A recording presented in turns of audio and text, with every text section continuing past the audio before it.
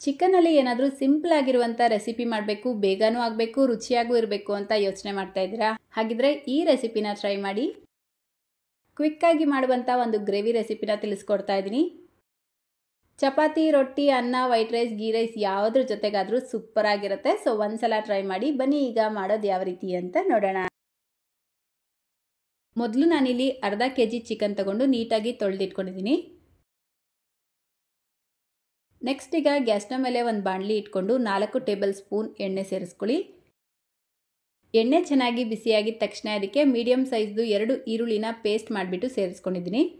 ಈರುಳ್ಳಿನ ಒಂದು 3-4 ನಿಮಿಷ ಚೆನ್ನಾಗಿ ಮಿಕ್ಸ್ ಮಾಡ್ಕೊಳ್ತಾ ಫ್ರೈ ಮಾಡ್ಕೊಳ್ಳಿ.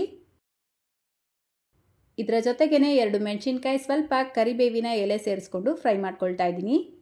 ನೋಡಿ, ಈರುಳ್ಳಿಯಲ್ಲಿರುವಂಥ ಹಸಿ ವಾಸನೆ ಹೋಗೋವರೆಗೂ ಫ್ರೈ ಮಾಡಿಕೊಂಡು 1 ಟೀ ಸ್ಪೂನ್ ಶುಂಠಿ ಬೆಳ್ಳುಳ್ಳಿ ಪೇಸ್ಟ್ ಸೇರಿಸ್ಬಿಟ್ಟು ಇದರಲ್ಲಿರುವಂಥ ರಾ ಸ್ಮೆಲ್ ಕಂಪ್ಲೀಟ್ ಆಗಿ ಹೋಗೋವರೆಗೂ ಚೆನ್ನಾಗಿ ಫ್ರೈ ಮಾಡ್ಕೊಳ್ಳಿ. ಈಗ ಇದಕ್ಕೆ ಮೀಡಿಯಂ ಸೈಜ್ದು 3 ಟೊಮೆಟೊನ ಪೇಸ್ಟ್ ಮಾಡಿಬಿಟ್ಟು ಸೇರಿಸ್ಕೊಂಡು ಮಿಕ್ಸ್ ಮಾಡ್ಕೊಳ್ತಾ ಇದ್ದೀನಿ. ನೋಡಿ, ಈ ರೀತಿ ಚೆನ್ನಾಗಿ ಮಿಕ್ಸ್ ಮಾಡಿಬಿಟ್ಟು 1 ಟೀ ಸ್ಪೂನ್ ಧನಿಯಾ ಪುಡಿ, ಅರ್ಧ ಟೀ ಸ್ಪೂನ್ ಅಚ್ಕಾರದ ಪುಡಿ, 1/4 ಟೀ ಸ್ಪೂನ್ ಅರಿಶಿನ ಸೇರಿಸ್ಕೊಂಡು ಮಿಕ್ಸ್ ಮಾಡ್ಕೊಳ್ತಾ ಇದ್ದೀನಿ. ಖಾರ ನಿಮ್ಮ ಟೇಸ್ಟಿಗೆ ತಕ್ಕಂತೆ ಜಾಸ್ತಿ ಅಥವಾ ಕಡಿಮೆ ಸೇರಿಸ್ಕೊಳ್ಬೋದು. ನೋಡಿ, ಇದೆಲ್ಲವನ್ನು ಸೇರಿಸ್ಕೊಂಡು ಒಂದು 3-4 ನಿಮಿಷ ಈ ಮಸಾಲೆನ ಚೆನ್ನಾಗಿ ಫ್ರೈ ಮಾಡ್ಕೊಳ್ಬೇಕು.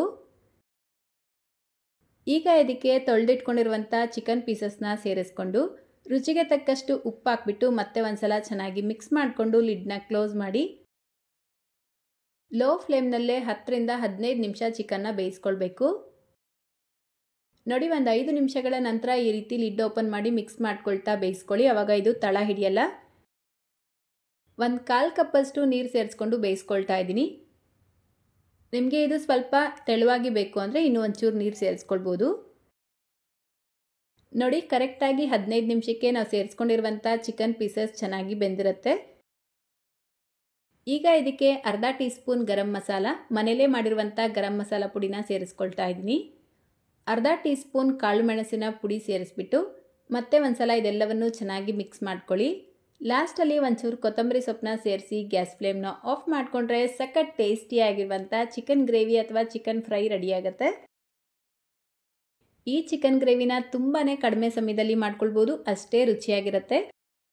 ನಾನು ಆಗಲೇ ತಿಳಿಸ್ದಾಗೆ ಚಪಾತಿ, ಪರೋಟ, ವೈಟ್ ರೈಸ್, ದೋಸೆ, ಇಡ್ಲಿ ಯಾವುದ್ರ ಜೊತೆಗಾದರೂ ತಿನ್ನಿ ಸ್ನೇಹಿತರೆ, ತುಂಬ ಚೆನ್ನಾಗಿರುತ್ತೆ. ಸೊ ಇವತ್ತಿನ ರೆಸಿಪಿ ಇಷ್ಟ ಆಗಿದ್ರೆ ಲೈಕ್, ಶೇರ್, ಕಮೆಂಟ್ ಮಾಡೋದನ್ನು ಮರಿಬೇಡಿ. ಚಾನಲ್ನ ಹೊಸದಾಗಿ ನೋಡ್ತಾ ಇದ್ರೆ ಸಬ್ಸ್ಕ್ರೈಬ್ ಮಾಡ್ಕೊಳ್ಳಿ. ಫೇಸ್ಬುಕ್ಕಲ್ಲಿ ನೋಡ್ತಾ ಇದ್ರೆ ಫಾಲೋ ಮಾಡಿ ಅಂತ ಹೇಳ್ತಾ ಇದೇ ರೀತಿ ಮತ್ತೊಂದು ರೆಸಿಪಿಯೊಂದಿಗೆ ಸಿಗೋಣ. Thank you.